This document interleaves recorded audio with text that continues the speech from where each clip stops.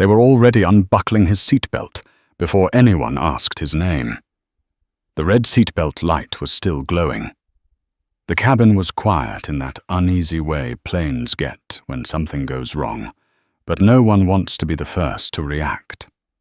A uniformed hand pressed against the armrest.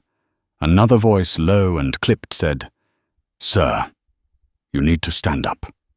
Now." Daniel Carter did not move. He looked straight ahead at the closed cabin door, jaw tight, breathing slow, as if the words had not been spoken to him at all. Around him, leather seats creaked. Someone 2 rows back sucked in a sharp breath. Somewhere near the aisle, a phone camera clicked on. This was how it began. 10 minutes earlier, the boarding door had sealed with a hollow thud. The Boeing sat heavy at the gate engines, silent, waiting. Outside the window, rain streaked down the glass in thin silver lines. Inside the forward cabin, the air smelled faintly of coffee and expensive cologne. Business travelers settled in with practiced motions, jackets folded, papers stacked. A woman across the aisle adjusted her pearls and sighed like she had done this 1,000 times before. Daniel had boarded last, not because he was late, because he waited.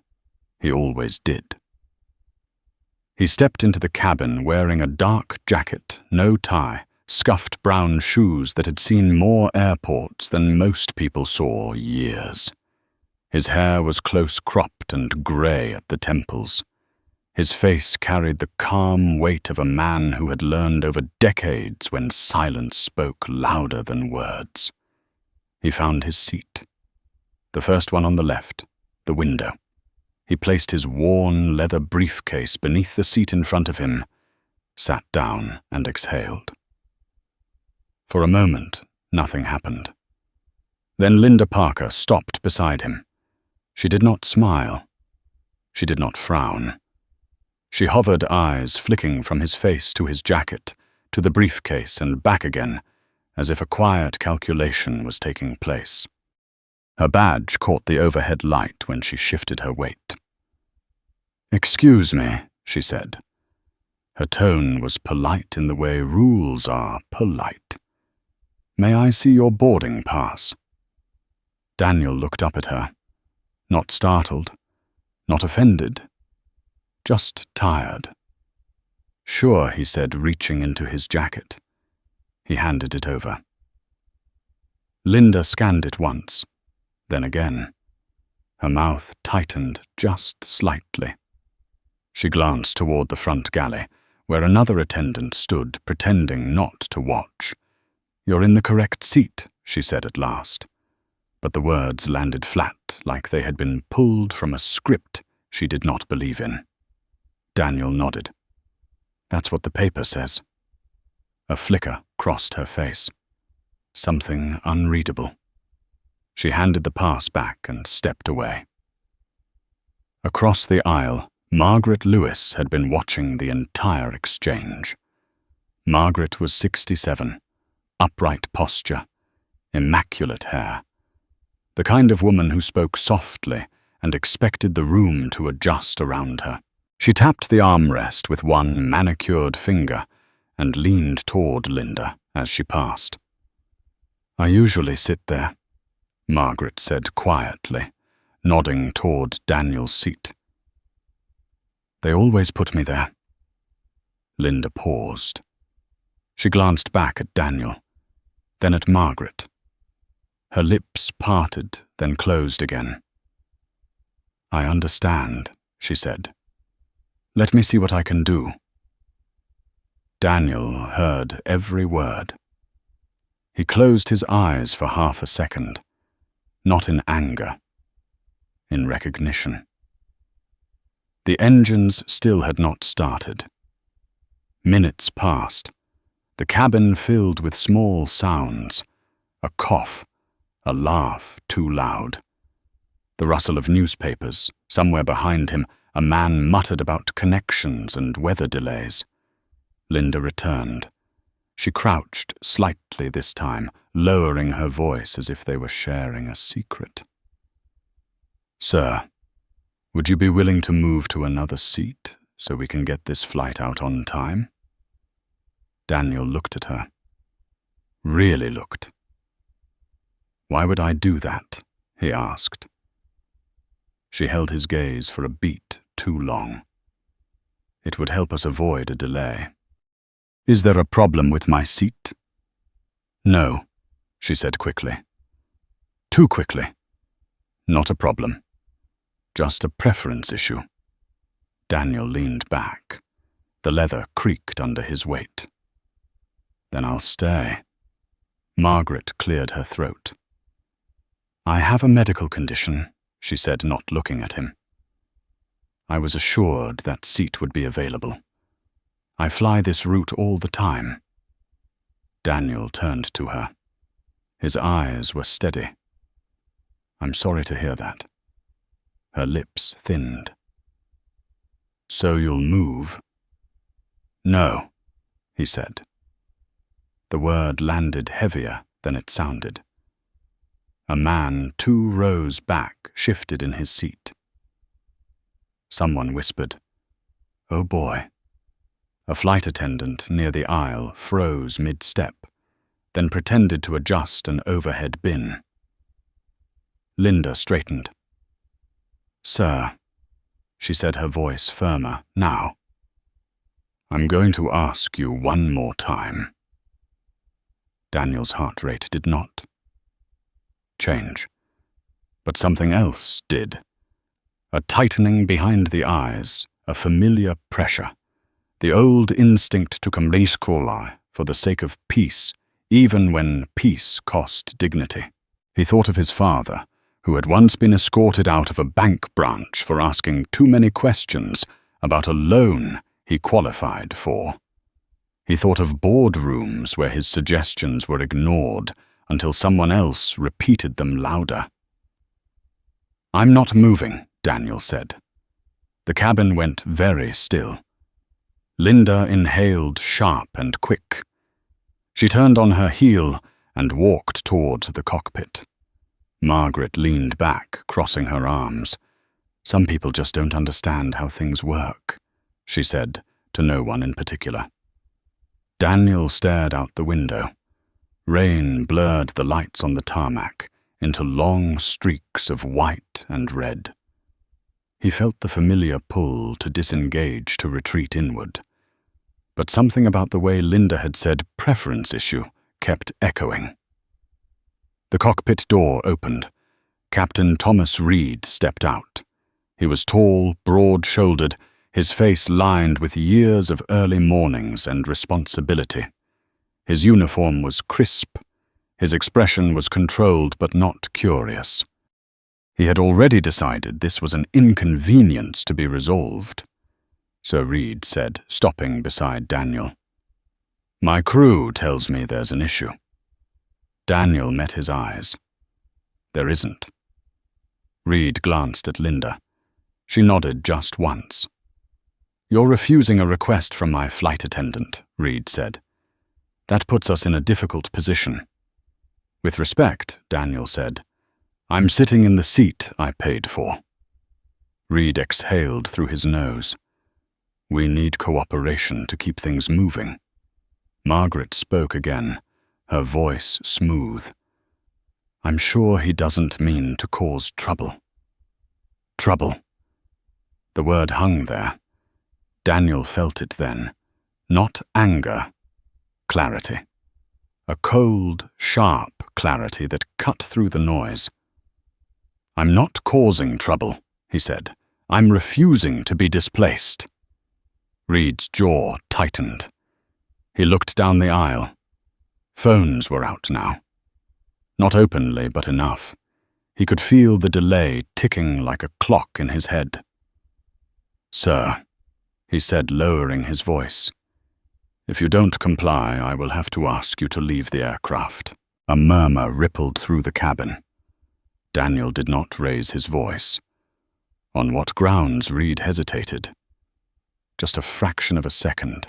Operational discretion. That was when the hand reached for Daniel's seatbelt, and that was when everything changed. The click of the seatbelt releasing sounded too loud, like a snapped bone in a quiet room. Daniel felt the pressure lift from his waist and understood with sudden certainty that the decision had already been made without him. He did not stand. He did not resist. He simply turned his head and looked at the hand that had undone the buckle, then slowly traced that arm back to the man wearing the airline jacket, the temporary authority borrowed from someone else's rules. "Sir," the man said, voice tight, "we're asking you to gather your belongings." Asking was generous. The aisle had narrowed. Linda stood just behind the man, lips pressed, thin eyes alert, as if waiting for something unpredictable.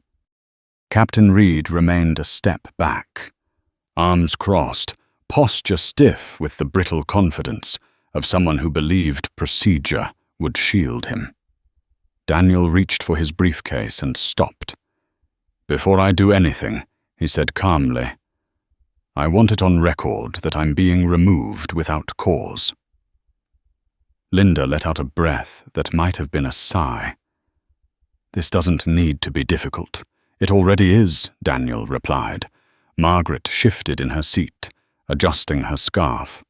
She watched him the way one watched a storm from a safe porch, curious but untouched. "Honestly," she murmured, "some people always want to make a scene." Daniel stood. The movement triggered a ripple. A man in the second row leaned back to give space. Someone in the aisle stepped aside. The atmosphere changed the way it does when gravity shifts. He was tall when fully upright, taller than Linda, nearly eye level with the man escorting him. "I'll walk," Daniel said. "No hands." The man nodded, relieved. They moved together down the aisle, slow and deliberate. Leather seats brushed his coat. Eyes followed. A woman near the window looked down at her lap, cheeks flushed. A younger man held his phone at chest level. Screen, dark, but ready. At the door, Daniel paused. Captain Reed leaned in, lowering his voice. "You're making a mistake." Daniel met his gaze. "So are you." The jet bridge smelled like damp metal and old carpet. The sound changed out there, hollow and echoing, every footstep amplified. Two airport officers waited near the terminal entrance, hands resting near their belts, but not touching. "What's the issue?" one asked. Reed spoke first. "Disruptive passenger. Refused crew instructions." The officer looked at Daniel. "Sir, I complied," Daniel said. "I walked off. I'm just asking to understand the charge." The officer hesitated, glanced at Reed. There was a flicker there, a professional instinct kicking in. "We'll need to write a report." "That's fine," Daniel said. Inside the terminal, the noise swallowed them. Announcements overlapped. Wheels rolled. A baby cried somewhere. The officers guided Daniel to a side area near the windows, away from foot traffic. Reed lingered a moment, then turned back toward the plane without another word. The officer with graying hair cleared his throat. "You're not under arrest." "I know," Daniel said. "So what happened back there?" Daniel answered honestly. He did not dramatize. He did not minimize. He spoke plainly the way he always did when the truth was enough. The officer listened, nodding slowly. "Happens more than it should," the officer said at last. "We'll file it." Daniel thanked him and stepped away. He pulled his phone from his pocket and stared at the screen for a moment before dialing. The call connected on the second ring. "Where are we?" Daniel asked, a pause. "Then transition phase is live," the voice said. "Board approvals cleared this morning. Legal authority effective as of noon, local time." Daniel glanced at the clock mounted above the terminal gate. 12:48 in the afternoon. "And operations," standing by the voice replied. "Why?" Daniel exhaled. "Because I was just escorted off one of our planes." Silence. Then a sharp intake of breath. "Are you serious?" "Yes." Another pause, then measured and precise. "Do you want to initiate protocol?" Daniel looked back through the glass. The plane sat there, tethered to the gate, like nothing had happened. Through the window he could see movement in the forward cabin, Linda's blonde head bobbing. Margaret reclined now, relaxed, like the problem had been neatly removed. "Not yet," Daniel said. "I want eyes on the ground. Compliance, legal, and customer relations. Quiet. Understood." He ended the call and slipped the phone back into his pocket. A maintenance worker passed by, pushing a cart. He nodded at Daniel, unaware of who stood before him. Daniel nodded back. The world continued. Inside the plane, Linda poured herself a cup of water in the galley. Her hands trembled just enough to slosh over the rim. She set the cup down and pressed her palms to the counter. "That was unnecessary," she muttered. Captain Reed stood near the cockpit door, staring at nothing. His chest felt tight, though he told himself it was just adrenaline. He replayed the interaction, searching for the moment where he might have chosen differently. There was none, he decided. The man had been uncooperative. The cabin needed calm. That was the job. Captain Linda said, stepping closer. "We did the right thing."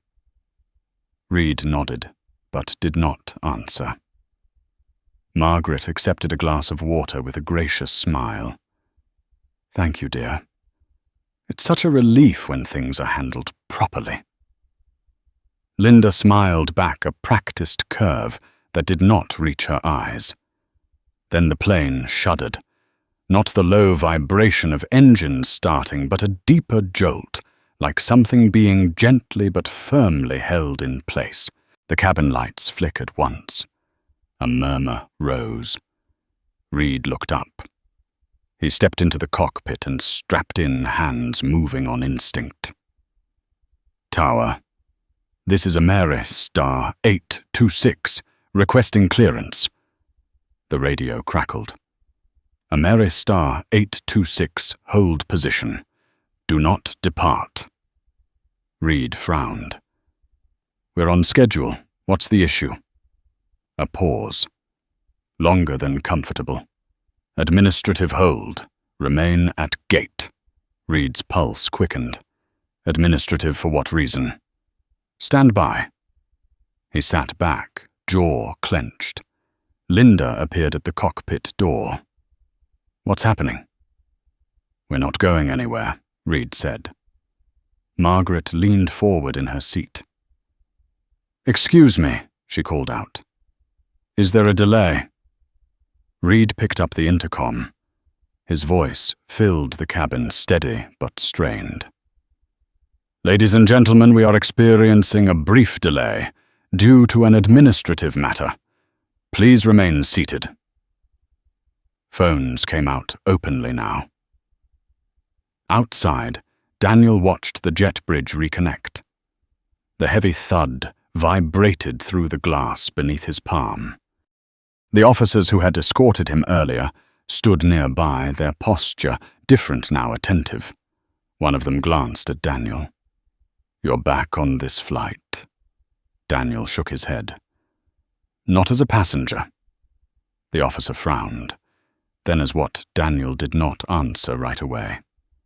He looked at the plane, at the people inside it, at the system that had worked exactly as designed. He reached into his jacket and pulled out his phone again. This time, he did not dial. He waited. The message came through seconds later. Authorization confirmed. Daniel straightened. His reflection stared back at him in the glass, older than he remembered, steadier than he felt. He turned toward the gate. "Gentlemen," he said to the officers, "I'm going back on board."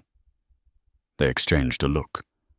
On whose authority Daniel met their eyes, voice low and unwavering. "Mine." Behind him, the plane sat silent, engines cold, a suspended moment stretching thin. Inside, Linda felt a chill she could not explain. Captain Reed rubbed his temples. Margaret adjusted her scarf, irritation creeping in. No one saw Daniel step onto the jet bridge again. But they were about to. The first thing they noticed was not his face. It was the way the officers walked beside him. Not ahead, not behind. Flanking. The jet bridge door opened with a hydraulic sigh, and Daniel Carter stepped back onto the aircraft he had left minutes earlier. The sound of his shoes on the metal floor carried farther than it should have. Conversations died mid-sentence. A woman gasped softly. Someone laughed once, nervous, then stopped. Linda saw him from the galley and felt the blood drain from her hands. "That's not possible," she whispered. Daniel moved without hurry. His posture was different now, not louder, not aggressive, just anchored as if gravity had shifted to him.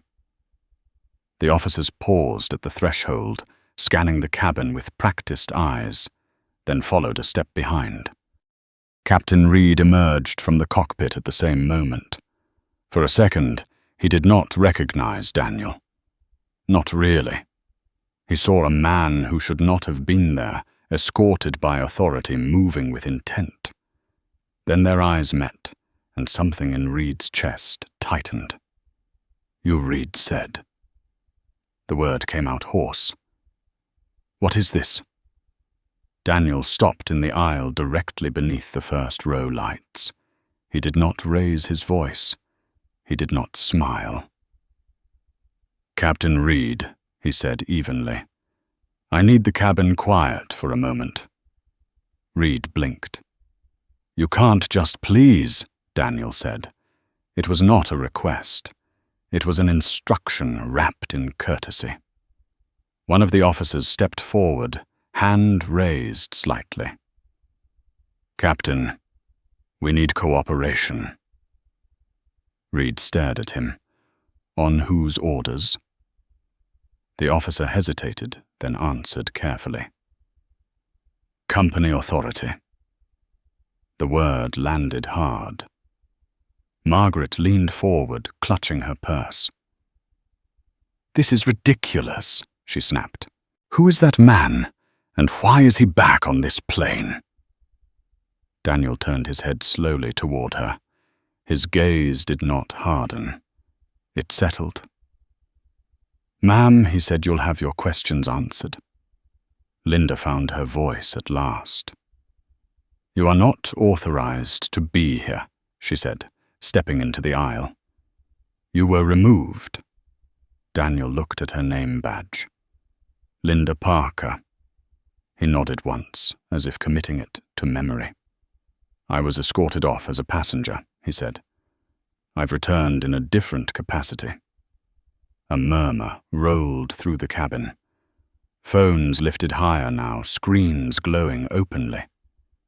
Captain Reed straightened his shoulders. "Sir, if you don't leave immediately, I will contact security." Daniel glanced at the officer beside him. The officer gave a small, almost imperceptible shake of his head. Daniel reached into his jacket. The movement rippled through the cabin. Someone inhaled sharply.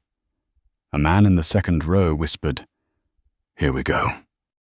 Daniel pulled out a slim leather folder and handed it to the officer, who passed it forward to Reed. Reed opened it. His eyes moved once across the page, then again slower. His face lost color. "What is this?" he asked, though he already knew. "Effective at 12 noon local time," Daniel said. "I was appointed interim chairman and chief executive officer of Ameristar Airways under the Transition Authority, approved by the board and ratified this morning. That document confirms operational oversight." Reed's mouth opened, closed. He looked at Linda, then at Margaret, then back at the paper in his hands, as if it might rearrange itself into something else. Margaret stood abruptly. "This is I demand an explanation." Daniel took a breath. The cabin felt smaller now, air thick with attention. "You'll have one," he said. "But first I'm going to address what just happened." He turned slowly, taking in the faces. The businessman pretending not what to stare. The woman gripping her phone like a lifeline. The young man who had filmed everything without knowing why. "A few minutes ago, Daniel said I was seated in this cabin as a paying customer. I complied with every instruction until I was told to move for reasons that were never explained to me in good faith. When I refused, I was labeled disruptive and removed." Linda opened her mouth. Daniel lifted a hand, gentle but firm. She froze. "This airline," he continued, "has policies, contracts, obligations. They exist to protect passengers and crew. They do not exist to reward comfort over fairness." Margaret laughed, sharp and disbelieving. "You expect us to believe this is about fairness?" Daniel met her eyes. "Yes." Captain Reed cleared his throat. "Sir," he said, voice strained, "if there's been a misunderstanding, we can resolve it internally." Daniel nodded. "We will." He turned slightly toward the officers. "I'm initiating a temporary operational pause on this flight. No one is in trouble. No one is in awe. No one is being arrested, but this crew is relieved of duty pending review." The words fell into the cabin like stones. Linda's face went white. "You can't do that," she said, breathless. "You can't just—" "I can," Daniel replied. "And I am." Reed stiffened. "I have seniority, union protections." "You still do," Daniel said. "This is not a termination.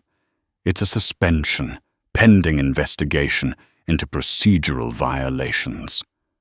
Margaret stepped into the aisle, her composure cracking. "This is harassment. I will not be treated this way." Daniel's gaze returned to her, calm but unyielding. "You were not treated," he said. "You were accommodated, at someone else's expense." She scoffed. "I've flown this airline for 30 years, and in all that time, Daniel said you were never entitled to another person's seat." Silence spread. Daniel took a step forward, stopping beside the first row. The seat by the window remained empty. His seat. "This flight will be delayed," he said. "A replacement crew is already en route. Every passenger will receive full compensation for the inconvenience." A man near the back let out a low whistle. A few people clapped before realizing they were clapping, and stopped. Linda's shoulders sagged. "I was following standard practice," she whispered. Daniel looked at her, and his voice softened just slightly. "Standard practice should never require you to forget who you're speaking to." Captain Reed removed his cap. His hands were shaking now, just enough to notice. "I made a call under pressure," he said. "I believed it was the safest option." Daniel nodded. Pressure reveals judgment. The officers stepped forward, quiet and respectful. Captain Ms. Parker, one said, "We'll escort you off the aircraft." Linda's eyes filled. She looked around, searching for support for Margaret, for anyone. Margaret had already sat back down, lips pressed tight, eyes forward. As Linda passed Daniel, she stopped. "If I had known who you were—" Daniel shook his head. "Then nothing would have changed," he said. "And that's the problem." The crew exited. The cabin felt suddenly lighter, like a held breath released. Daniel remained standing at the front, the weight of 100 eyes on him. He did not revel in it. He endured it. "I didn't board this flight looking for a spectacle," he said. "I boarded because I needed to see how power behaves when it thinks no one important is watching." He glanced toward the door where Linda had disappeared. "Now I know." Outside engines remained silent. Inside, something irreversible had shifted. Daniel picked up his briefcase from the floor and placed it back beneath the seat in front of him. He sat down, not as a passenger, but as the man who had just exposed a fault line running through the cabin. The phones kept recording, and for the first time since the boarding door had closed, no one spoke.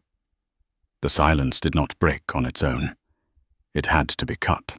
Daniel sat still for several seconds after the crew left, long enough for the cabin to realize this was not a pause for effect. It was restraint. When he finally stood again, the movement drew every remaining breath toward him. Margaret shifted in her seat, knuckles white around her purse strap. The confidence she carried earlier had thinned, replaced by something sharper and more dangerous. Not fear yet, entitlement under threat. "So that's it," she said, voice rising. "You humiliate an entire crew, delay a flight full of paying customers, and expect applause." Daniel turned toward her slowly. "Not confrontational. Measured." "No," he said. "I expect accountability." A man across the aisle cleared his throat. "Sir," he said, hesitant, Are we free to leave the aircraft?" Daniel shook his head once. "Not yet. For your safety and mine, the cabin remains closed until the replacement crew arrives." Margaret laughed, brittle. "Your safety," she repeated. From what exactly Daniel met her eyes, from the consequences of pretending this was just a seating issue. The words landed unevenly. Some passengers looked away. Others leaned forward. A woman near the window wiped her palms on her slacks. Margaret stood again this time, fully. "You're making a very public mistake," she said. "People like me don't get handled like this." Daniel did not raise his voice. He did not need to. "People like you," he said, "are handled the same way as everyone else under the law." She scoffed. "I know the board. I donate to this airline's foundation." Daniel nodded. "I've reviewed the donor list." That did it. Her composure fractured, just a hairline crack, but visible. "Then you know exactly how much trouble this is going to cause." "I do," Daniel said, "and I've already accepted it." A murmur rolled through the cabin again. Not shock this time. Recognition. People had heard men talk tough before. This was different. This was someone who had already moved past the point of caring how it looked. Margaret opened her mouth, then closed it. She sat back down, lips pressed tight. Daniel turned away from her and addressed the rest of the cabin. "Some of you are uncomfortable," he said. That makes sense.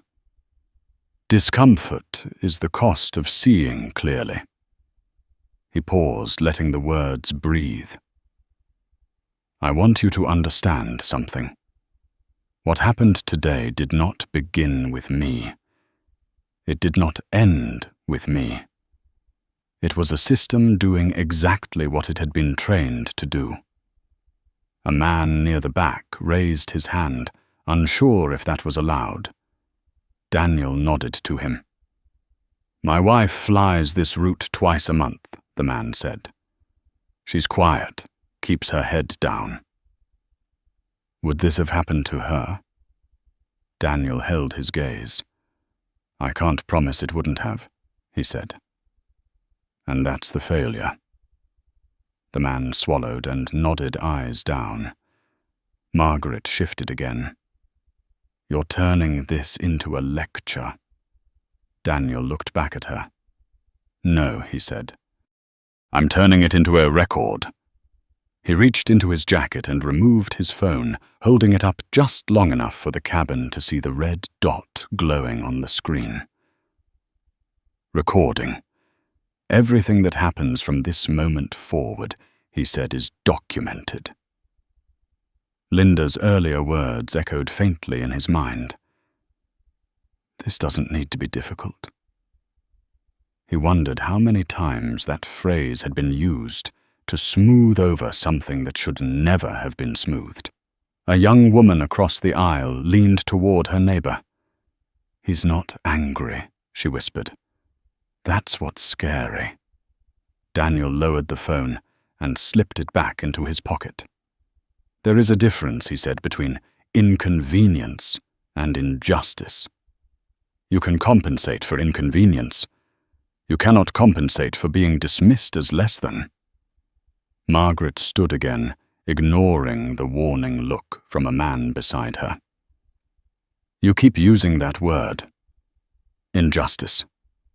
No one laid a hand on you. Daniel's eyes sharpened just a degree. Someone undid my seatbelt, he said.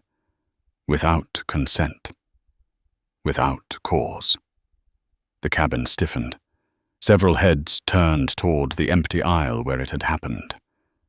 That is not a misunderstanding, Daniel continued. That is a decision. Margaret's mouth tightened. You're implying something. I'm stating something, Daniel said. Outside the aircraft, the low hum of activity grew.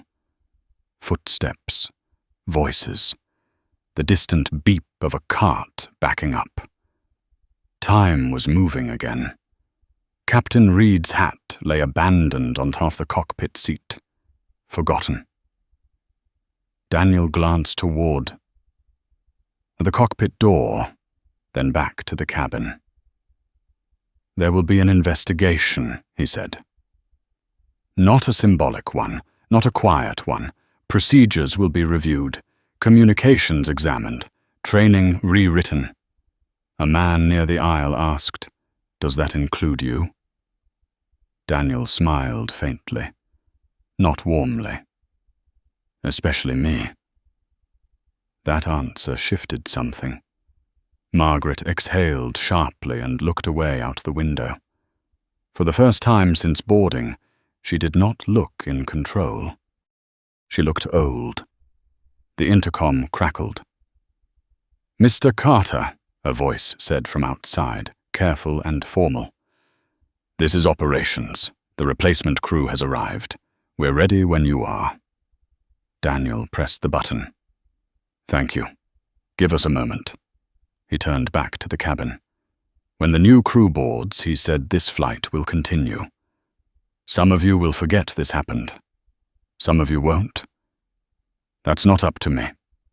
He paused, then added, But before we move forward, there's one more thing. Margaret stiffened. Daniel walked down the aisle, stopping beside her row. He did not invade her space. He did not lower his voice. You asked earlier who I was, he said, and why I was back on this plane. Margaret looked up at him, chin lifted out of habit more than confidence. "My name is Daniel Carter," he said, "and as of this morning I am responsible for every decision made under this airline's name." A ripple moved through the cabin, slower than before, deeper. This was not revelation, it was confirmation. Margaret searched his face. "So this is revenge." Daniel shook his head. "Revenge is personal," he said. "This is corrective." She scoffed weakly. "You'll regret making enemies like this." Daniel leaned closer, just enough for her to hear him clearly. "I already have them." He straightened and stepped back. The new crew appeared at the doorway moments later, crisp uniforms, alert eyes. They paused when they saw Daniel waiting for instruction. He nodded once. "Ladies and gentlemen," he said, turning back to the cabin. "Thank you for your patience. We're resuming boarding procedures." As the crew moved into position, Margaret remained seated, staring straight ahead. The man beside her shifted uncomfortably. Daniel returned to his seat. The window reflected his face back at him, older, steadier. He thought of how easily the day could have ended differently if he had chosen the familiar path of silence. The engines remained quiet, but the plane felt awake now. And somewhere between the gate and the sky, a line had been crossed that could not be uncrossed. The replacement crew moved with a different energy. They did not rush, but they did not hesitate either. Their uniforms were pressed, their faces neutral, their eyes alert in a way that suggested they already knew this was not a routine turnaround. The lead flight attendant, a woman in her late 40s with calm grey eyes, stopped beside Daniel's row and inclined her head. "Mr. Carter," she said quietly, "we're ready when you are." Daniel nodded. "Thank you." The engines were still silent, but the plane felt heavier now, like it was holding the weight of what had just happened.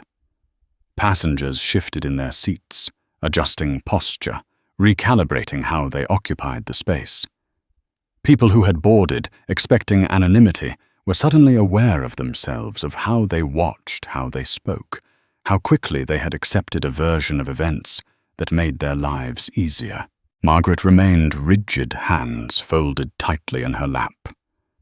She had not looked at Daniel since he stepped away from her row.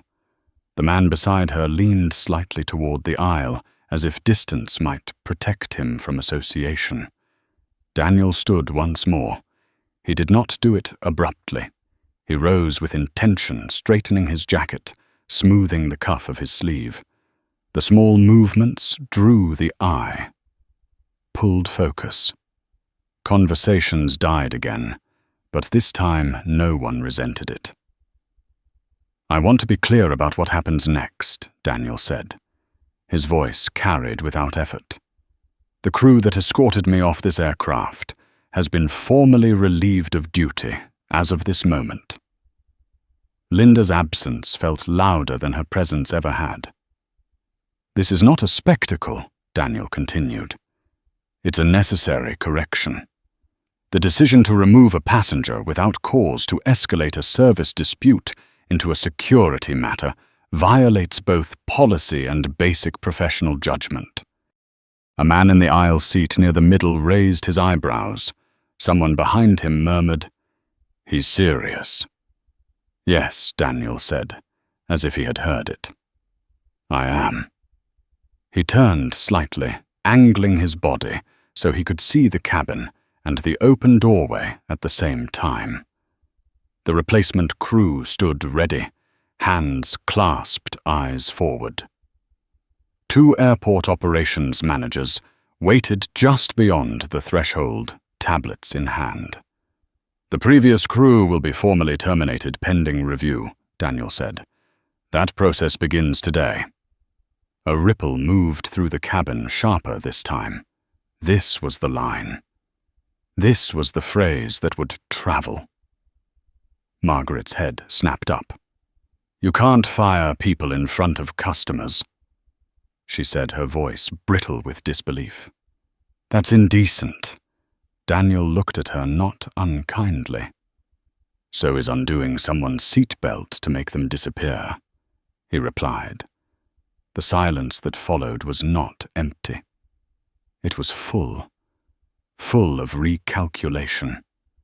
A man across the aisle cleared his throat. So he said, "Does that include the captain?" Daniel did not answer immediately. He let the question sit, allowed the tension to stretch. Then he said, "Yes." The word landed like a door closing. Captain Reed stood just outside the cockpit, having returned quietly when the replacement crew arrived. His face was pale jaw tight. He had not spoken since leaving earlier. Now he stepped forward, hat in hand. "I've flown for this airline for over 3 decades, Reed said. His voice was controlled, but it trembled at the edges. "I've never had an incident like this." Daniel met his eyes. "You've never been challenged like this," he said. Reed swallowed. "I made a call to keep the cabin calm." Daniel nodded once. "And in doing so, you taught your crew that discomfort outranks fairness." "That's not—" "It is," Daniel said, cutting in gently but firmly. "Intent doesn't erase impact." Reed looked around the cabin at the passengers, who had trusted him with their lives at the phones, still raised recording. He straightened his shoulders. "If this is about optics—" "It's not," Daniel said. "It's about precedent." Reed closed his eyes for a moment. When he opened them, something had shifted. "Then do what you're going to do." Daniel turned to the operations managers at the door. "Captain Thomas Reed is removed from active duty. Effective immediately," he said. "Escort him to debriefing." The words were formal, precise, final. Reed did not argue. He nodded once clipped and walked past Daniel without another word. The sound of his footsteps down the jet bridge echoed longer than expected. Margaret stared at the empty aisle, her mouth slightly open. "You're destroying careers," she whispered. Daniel looked at her. "No," he said. "I'm ending patterns." He returned to the front of the cabin and faced the passengers again. "You were all inconvenienced today," he said. "Some of you were uncomfortable. A few of you were silent when it would have been easier to speak. That's human." He paused. "But silence is how systems like this survive." A woman near the window nodded slowly, eyes wet. The man who had asked about his wife earlier stared straight ahead, jaw clenched. Daniel took a breath slower now. The edge in his voice softened not with apology but with resolve. "This airline will do better," he said. "Not because of what happened to Miss Me, but because of what nearly went unchallenged." The replacement lead attendant stepped forward. "Mr. Carter, we're ready to depart when cleared." Daniel nodded. "Thank you." He looked once more around the cabin. Phones were still up, but no one hid them now. People understood the weight of what they were witnessing. Margaret finally spoke again, her voice lower. "And what happens to me?" Daniel regarded her carefully.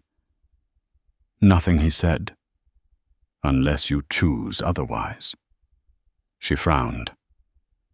"I was promised that seat." "You were promised nothing in writing." Daniel replied. And you asked for something that wasn't yours. Her shoulders sagged just slightly. Age showed in that moment. Not in years, but in fatigue. Daniel turned away from her. "Ladies and gentlemen," he said, "we'll be underway shortly. Thank you for your patience." He sat down at last, the leather sighing beneath him. He placed his briefcase under the seat and rested his hands on his knees. His pulse had slowed. The adrenaline drained, leaving behind something heavier. Responsibility. Outside the jet bridge, disconnected again, this time with purpose. The engines began their low, steady whine. As the plane pushed back, Daniel watched the terminal slide away. He thought of how easily the day could have ended with him in a ride-share, another story swallowed by routine. He thought of how many times it already had. The plane turned toward the runway. Margaret stared out her window reflection, ghosted in the glass. She did not look powerful anymore, just present. When the wheels lifted from the ground, the cabin exhaled together, and somewhere above the clouds, a line had been drawn, not in anger, but in principle, visible now to everyone who had been watching. The plane climbed through the cloud layer with a muted roar, the kind that pressed gently against the ears and reminded everyone aboard that momentum once earned was hard to stop. Daniel watched the wing tilt against a sky the color of polished steel. The city fell away beneath them, reduced to geometry and light. He felt the familiar shift in his body as the ground released its hold, but there was no relief in it this time, only focus. The cabin settled into a cautious calm. Seatbelts clicked. Overhead bins rattled once, then stilled. The new crew moved through the aisle with deliberate ease, offering water-checking latches, speaking in low, even tones. They did not perform. They did not overcompensate. They did their jobs. That alone told Daniel a great deal. Across the aisle, the man who had asked about his wife stared at the seatback screen without seeing it. His reflection in the dark glass looked older than it had an hour earlier. He caught Daniel's eye, hesitated, then nodded once. Not gratitude, recognition. Margaret remained rigid, her posture unchanged since takeoff. Her hands rested in her lap. Fingers interlaced so tightly the knuckles had gone pale. She did not look at Daniel. She did not look anywhere, really. She stared straight ahead, as if the horizon might explain itself if she waited long enough. Daniel did not speak to her. He knew better than to confuse accountability with confrontation. The truth once exposed did not need to be pressed. It needed space to echo. A few rows back, a woman leaned toward her husband and whispered something that made him shake his head slowly. Further behind, a flight attendant knelt beside an elderly passenger, adjusting a blanket with gentle precision. Small moments, ordinary kindness, the kind that rarely made headlines but defined lives. Daniel closed his eyes briefly. He thought of the first time he had flown alone decades earlier, clutching a paper boarding pass so tightly it had creased. He remembered the way his mother had stood at the gate, smiling too hard, telling him to behave, to not give anyone a reason. He remembered how he had nodded, absorbing the lesson without understanding its weight. Do not give them a reason. The memory tightened something in his chest. A soft chime sounded. The lead flight attendant approached his row again, careful not to draw attention. "Mr. Carter," she said quietly, "operations would like to confirm a few details when it's convenient." Daniel nodded. "In a moment." She smiled, small and professional, and moved on. Margaret shifted then, finally. She turned her head just enough to look at him without fully facing him. Her voice, when she spoke, was lower than before. "Tired. You could have handled this privately," she said. Daniel kept his eyes on the window. "It was handled privately," he replied. "Until it wasn't." Her lips tightened. "You made an example out of people." "I revealed one," Daniel said. She scoffed softly. "Same thing." He turned to her, then not sharply, not gently.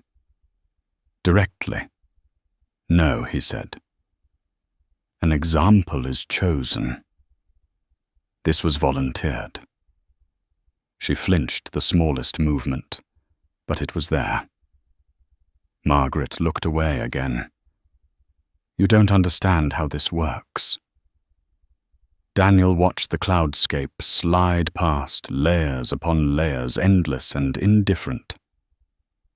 "I understand exactly how it works," he said. "That's why I intervened." For a long moment, neither spoke. Then Margaret exhaled a long, unsteady breath that seemed to drain years from her posture. "I didn't think they would actually remove you," she said. "I thought you'd move." Daniel said nothing. "I thought you'd do what everyone else does," she continued. "Make it easier." Daniel turned fully toward her now. His voice was calm, but it carried a quiet finality.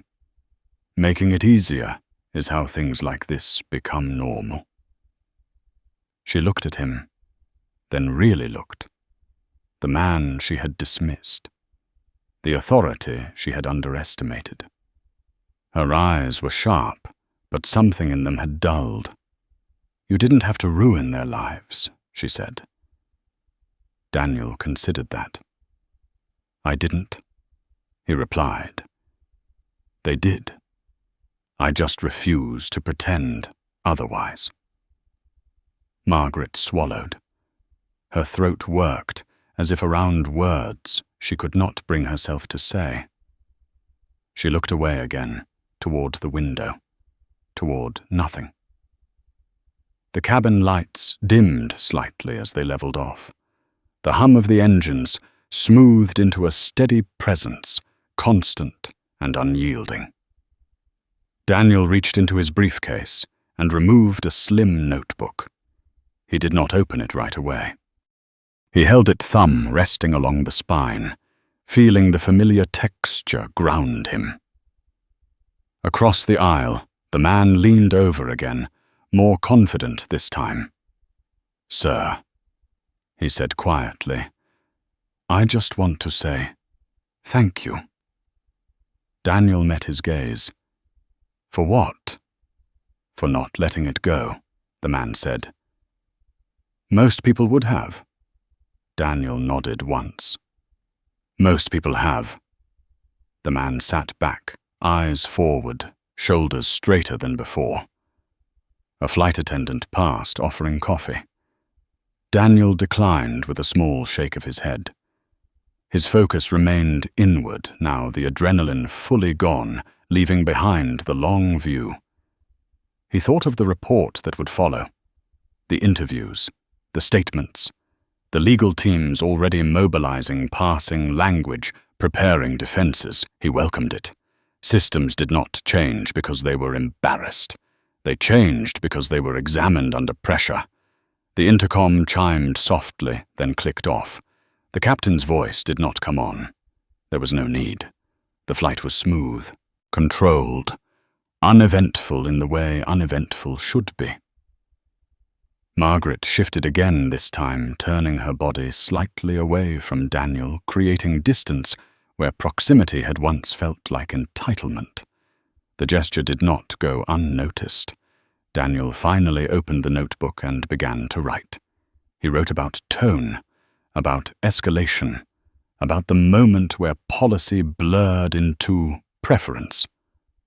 about the exact second when authority chose comfort over correctness. He wrote not as a man settling scores, but as one mapping a failure so it could not hide again. The words came easily. Outside, the sun broke through the cloud cover, flooding the cabin with pale gold light.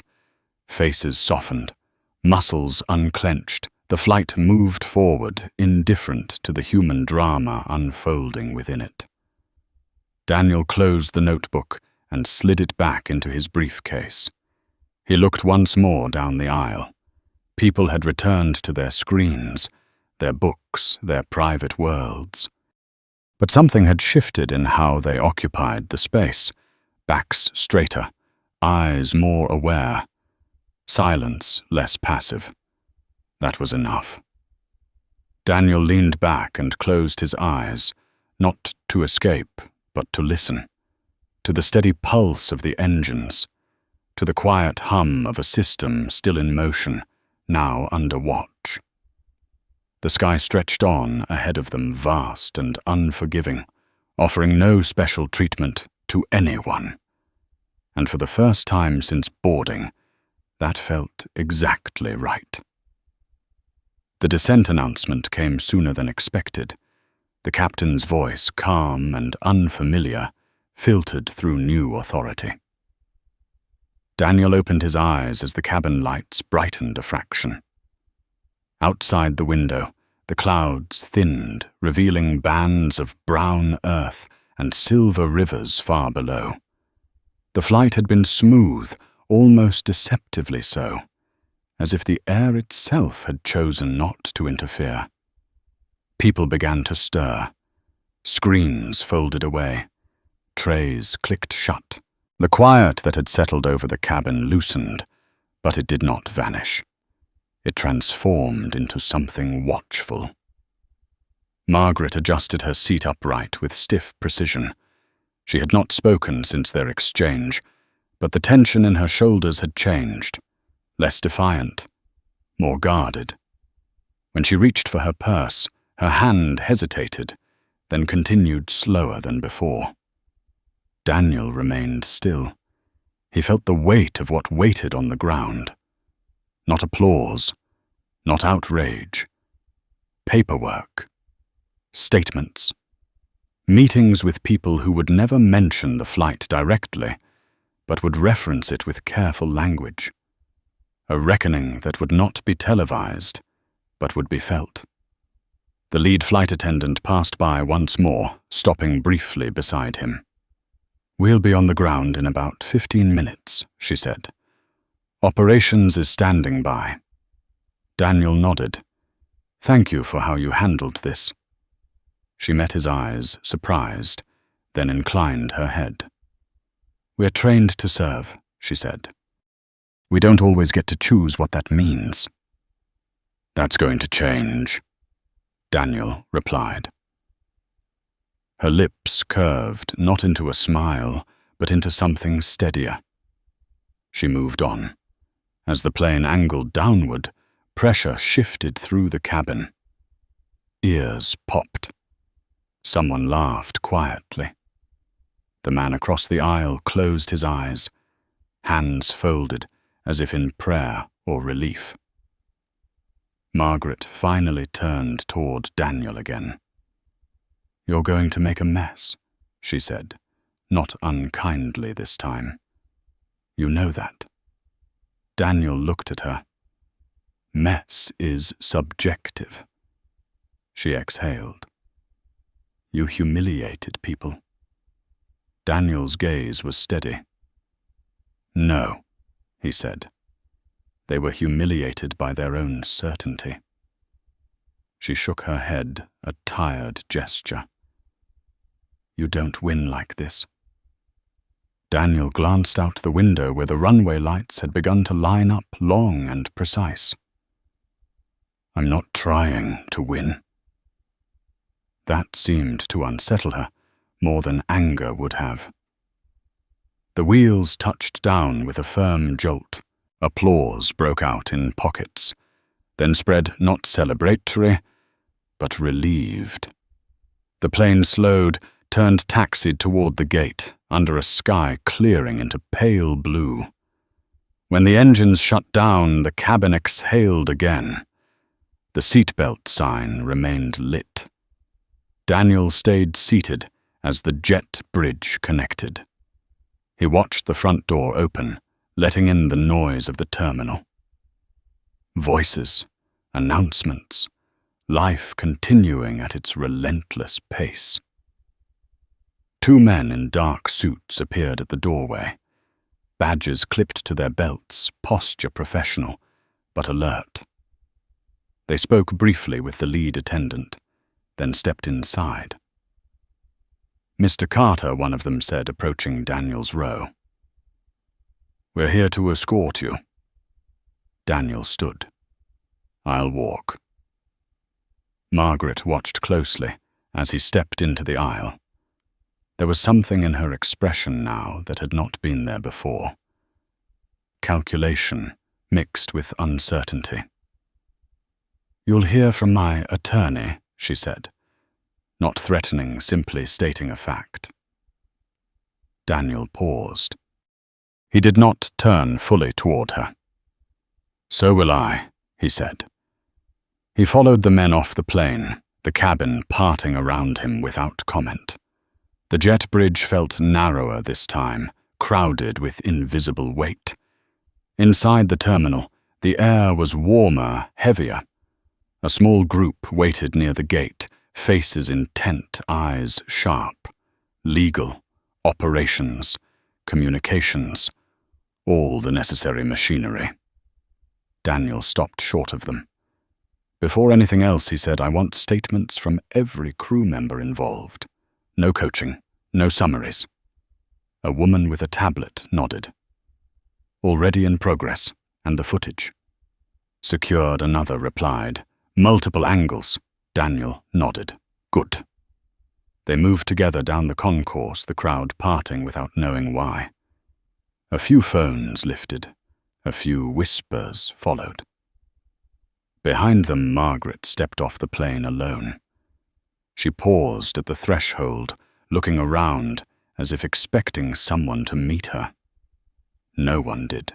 She adjusted her coat and walked into the flow of passengers, blending back into anonymity with visible effort. Daniel did not look back. They reached a quiet office tucked behind frosted glass. The door closed softly, sealing out the terminal noise. Inside, the atmosphere shifted.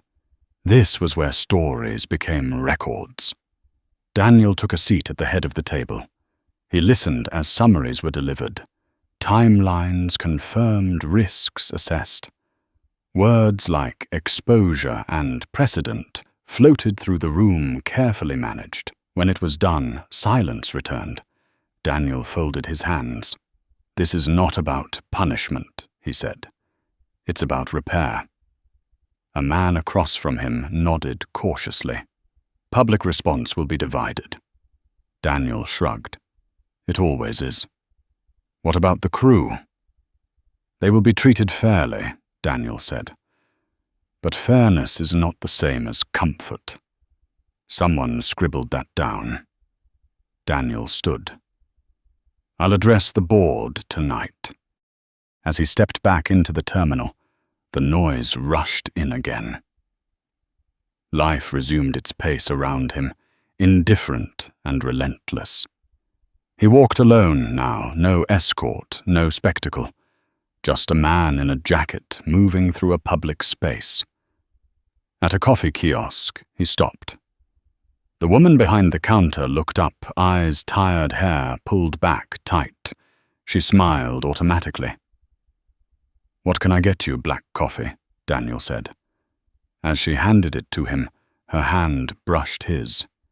She hesitated, then looked up again, studying his face.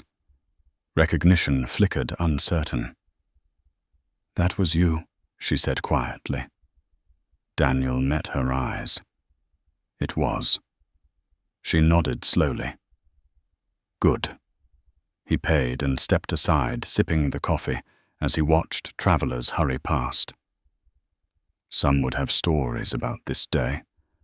Some would forget it by morning. He finished the coffee and tossed the cup.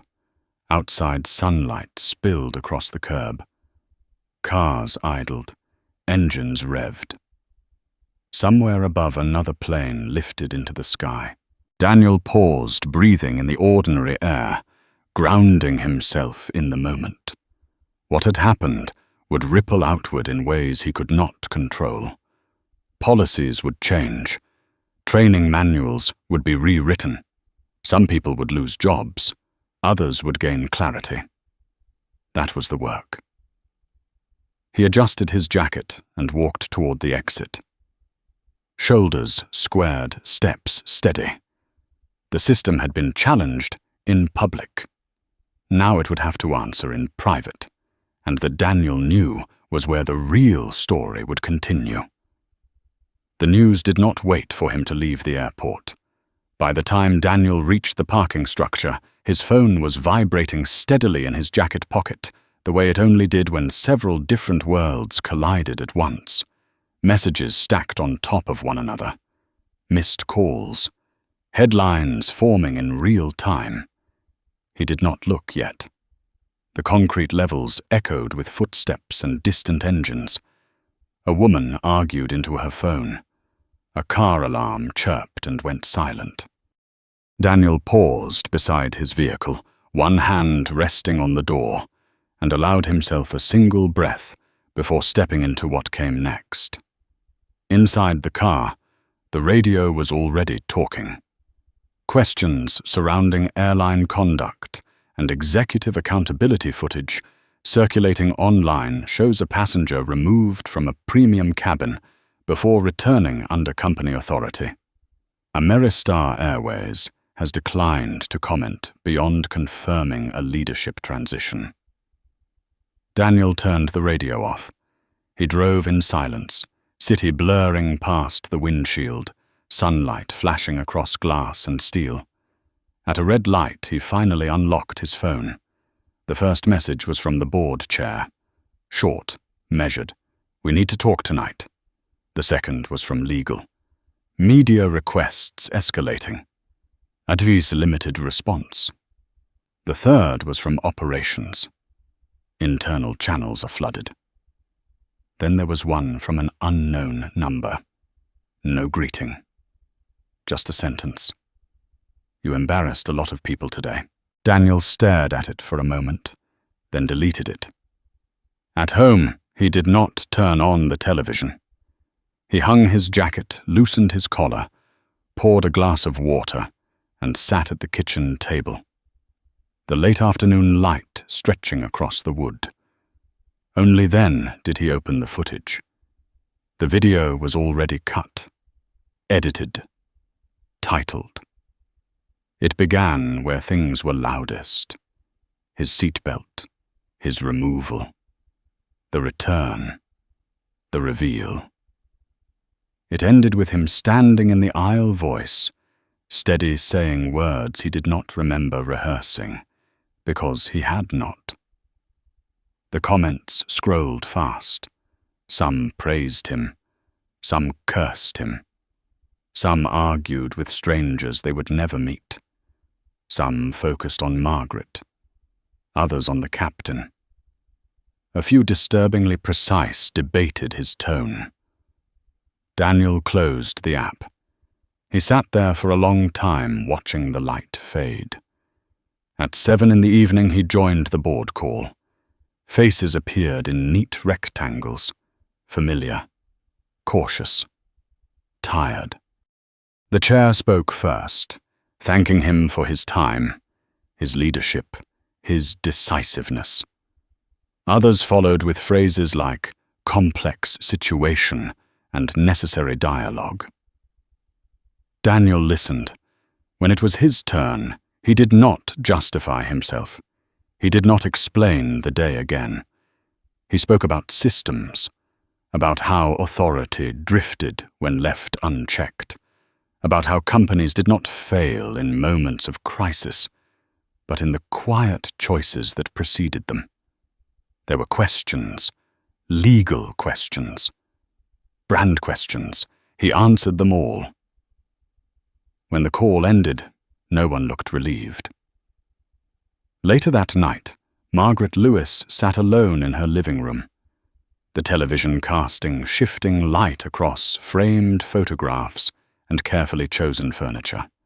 Her phone lay on the coffee table face down. It had not stopped ringing for hours. She had not answered. She replayed the flight in her mind, the way his voice had cut through the cabin, the way the room had leaned toward him without realizing it. She remembered how certain she had been that he would move, how deeply she had relied on that certainty. She turned the television off. At the same time, Linda Parker sat in her apartment uniform, folded neatly on the bed, hands wrapped around a mug gone cold. Her inbox was full of messages she could not bring herself to open. Friends, co-workers, family. Some supportive, some confused, some already distant. She stared at the wall and wondered when confidence had turned into assumption and assumption into action. Across the city, Captain Reed sat at his desk staring at his logbooks. 30 years of flights, weather patterns, delays, decisions. He traced a finger along the margins and tried to locate the exact moment he had chosen ease over inquiry. He did not find it. Back in his kitchen, Daniel stood and rinsed his glass. He checked the time. Just past 10. His phone buzzed again. This time he answered. "Yes," he said. The voice on the other end was calm, deliberate. "We're ready when you are." Daniel nodded, though no one could see it. "Tomorrow morning," he said. "First thing." He ended the call and stepped outside onto the balcony. The city stretched out beneath him, lights blinking in quiet patterns. Somewhere, planes crossed invisible paths, each one carrying people who trusted systems they rarely saw. He rested his hands on the railing and let the night air settle around him. He knew the story would be simplified. It always was. Heroes and villains. Clean lines where there were none. He knew people would project their own histories onto his face, his actions, his words. He accepted that. What mattered was what happened next. The following morning, Ameristar issued a statement. It was careful, direct. It acknowledged procedural failures. It outlined immediate changes. It did not mention his name. By noon, training modules were pulled. By afternoon, an external review was announced. By evening, the board approved a temporary policy change, affecting passenger dispute escalation across all routes. The story shifted from outrage to process. Daniel watched it happen from a conference room, sleeves rolled up, voice, steady eyes alert. He listened more than he spoke. When he did speak, people leaned in. Late that night, alone again, he received one final message. This one from a number he recognized. "I don't know if I was wrong, but I know I didn't expect you." Daniel stared at it for a moment. Then he typed a reply. "Most systems don't." He sent it and set the phone down. Outside, the city hummed on, indifferent and relentless. Tomorrow would bring more meetings, more decisions, more resistance. He welcomed all of it, because the hardest part had never been the confrontation. It had been the refusal to look away. And that refusal, once made public, had a way of forcing everything else into the light. The first lawsuit was filed before sunrise. Daniel learned about it from a single line in a briefing document slid across the table by legal counsel, the ink still warm from the printer. Wrongful termination, emotional distress, defamation. The language was predictable, the timing even more so. He did not react.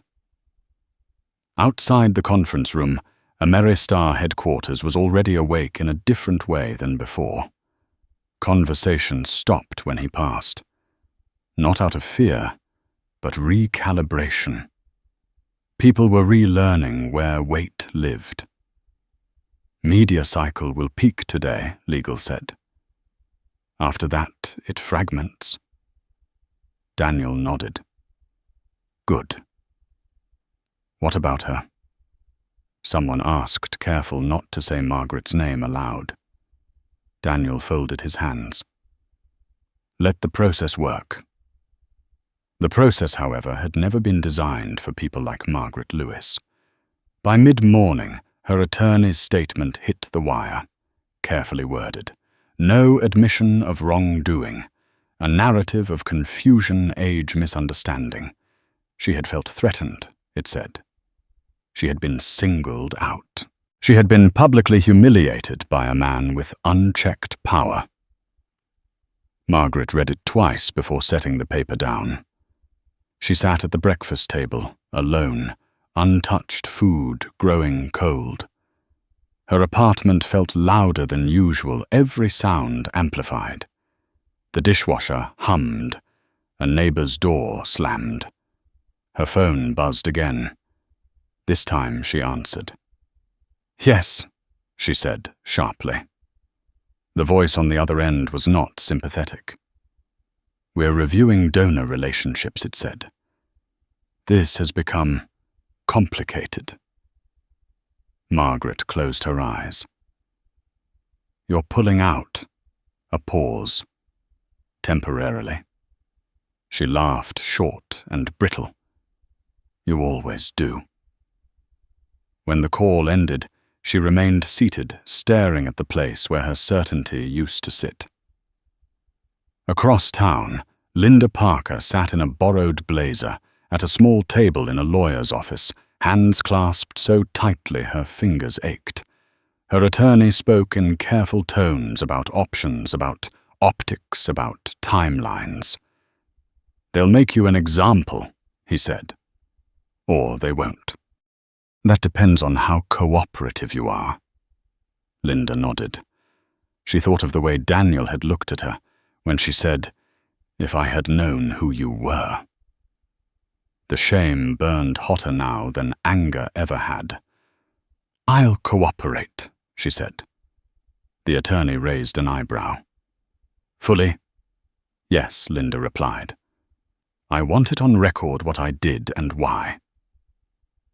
He studied her for a moment, then nodded. All right. Captain Reed did not hire an attorney right away. He spent the morning walking the perimeter of a small airfield outside the city hands, buried in his jacket pockets, watching regional jets land and depart. Each takeoff felt like a personal rebuke. He replayed the moment again and again, the one where he could have asked a different question, taken a breath, slowed down.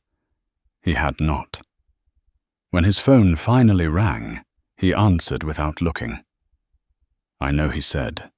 I saw the footage. There was silence on the other end. Then, the union won't back you on this. Reed closed his eyes. I figured. By early afternoon, Daniel sat alone in his office blinds, open sunlight spilling across the desk. He watched the city move below, indifferent to the moral weather inside the building. A knock came at the door. Come in. The head of compliance stepped inside, tablet under her arm. We've completed the initial review. Daniel gestured for her to sit. Patterns emerged, she said. Not just on that flight, others. Similar escalations, quiet removals. Complaints settled quickly. No headlines. Daniel listened. This incident broke the pattern, she continued, because someone refused to disappear. Daniel nodded. That's what systems rely on. Disappearance. She hesitated. There's pressure to soften the response, to frame this as an anomaly. Daniel leaned back. It wasn't. No, she agreed. It wasn't. She left, and Daniel remained alone again. Later that day, he stood before a room full of senior leadership faces, composed posture, careful. He spoke plainly about accountability, about power, about the cost of looking away when discomfort was mistaken for disruption. Some nodded, some bristled, all listened. When it was over, one man lingered. "You're burning political capital." Daniel looked at him. It was never meant to be hoarded. That evening, the second wave hit. Opinion pieces, expert panels, late-night segments that were tried to compress the entire event into 6 minutes and a chyron. Some framed Daniel as decisive, others as dangerous, a few as performative. Daniel did not watch. He sat at home with a folder open on the table reading deposition summaries, handwritten notes, internal emails pulled from archives no one had revisited in years. The story beneath the story was always the same. Small decisions justified by habit. Habit protected by silence. His phone buzzed. A text. From a number he had not saved. "I don't know how to fix this." Daniel stared at the message. He knew who it was from. He typed back slowly. "You start by telling the truth, even when it costs you." 3 dots appeared, then disappeared. The next morning, Linda's affidavit went public. It was not dramatic. It was not defensive. It was detailed. She described her assumptions, her reasoning, the moment she chose to escalate rather than question herself. She did not excuse it. She did not soften it. The reaction was immediate. Some praised her honesty. Others condemned her too late conscience. Daniel read it once, then set it aside. Captain Reed submitted his statement that afternoon. Shorter, less introspective, focused on procedure pressure timelines. It read like a man still trying to defend a decision he knew had collapsed. Margaret did not submit anything. Instead, her attorney announced a civil action against Ameristar and Daniel personally. The claim alleged reputational harm, emotional distress, and age discrimination.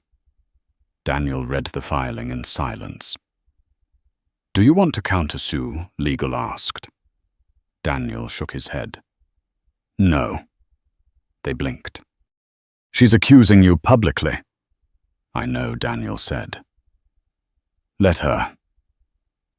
"What if she drags this out?" "She will," Daniel replied. "That's the point." He closed the file. The truth doesn't need speed.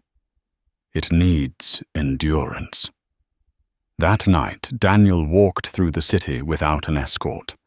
He passed restaurants, theaters, office buildings still lit after dark. He blended easily, unnoticed another man moving through shared space. At a crosswalk, he stopped beside a woman arguing with her teenage son. The light changed. They crossed Turfu together. She did not know who he was. He did not need her to. This was the part no one filmed. The waiting, the holding line. The choice to remain visible without demanding recognition. The storm had not passed. It had only moved inland, and Daniel knew that when it broke again, it would not be about a seat or a flight or a single decision made in haste. It would be about whether systems once exposed could survive the truth told about them. He kept walking, shoulders squared, ready for whatever came next. The verdict did not arrive with drama. It arrived in an email time-stamped 6:30 in the morning. Subject line, neutral language exact. Daniel read it alone at his desk as the city outside slowly woke. The court dismissed the personal claims against him in full. No malice, no abuse of authority, no defamation. The ruling was narrow, almost clinical, but its weight was unmistakable. The system, when forced into the light long enough, had held. He closed the file and did not smile. Across town, Margaret Lewis sat at the edge of her bed, the same email open on her tablet, the words blurring where pride met exhaustion. The case against the airline would continue, the lawyers said. But the personal narrative she had built around herself had collapsed. She had wanted acknowledgement without accountability. What she received instead was silence. She set the tablet down and stared at her reflection in the mirror across the room. It looked older now, not because of time, but because something had finally been taken away. The certainty that the world would bend. At Ameristar headquarters, the day moved differently. The lobby screens no longer played glossy brand videos. They displayed a simple message about updated service standards and passenger rights. New language, clear language, the kind that left less room to hide behind tone or preference. Daniel walked through the building without an entourage. People nodded as he passed, not deferential, not afraid, acknowledging. In a training room on the 3rd floor, a group of new hires sat in a circle, tablets in their laps, listening to a facilitator explain escalation protocol. Not just the steps, the reasons, the difference between authority and power, the cost of confusing one for the other. Daniel paused at the doorway and watched for a moment. No one noticed him. That mattered. Linda Parker watched the same session from a different angle months later on a replay sent to her by a former colleague. She was no longer in uniform. She worked in a small customer service office for a regional transit agency, now answering phones, solving problems that never made the news. When the facilitator on the screen said, "We don't remove people to make things easier," Linda closed her eyes. She did not hate Daniel. She did not resent him anymore. She understood now that the most painful part of that day had not been losing her job. It had been realizing how easily she had convinced herself she was right. Captain Reed sold his house that spring. He moved to a quieter place near the coast, took a consulting role that kept him away from cockpits and command authority. He told himself it was temporary. It never was. When he watched planes pass overhead, now he did so without bitterness. Only a dull awareness of what had been lost and why. Daniel never spoke about him publicly. He never needed to. The airline's external review concluded 3 months later. The findings were blunt. Cultural drift, unchecked discretion, a pattern of small decisions that favored speed over scrutiny. The board accepted every recommendation. Change came slowly after that, as real change always does.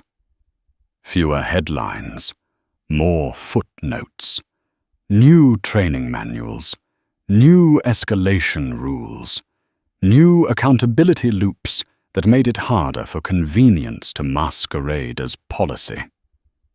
Seat assignments were no longer flexible favors. They were contracts.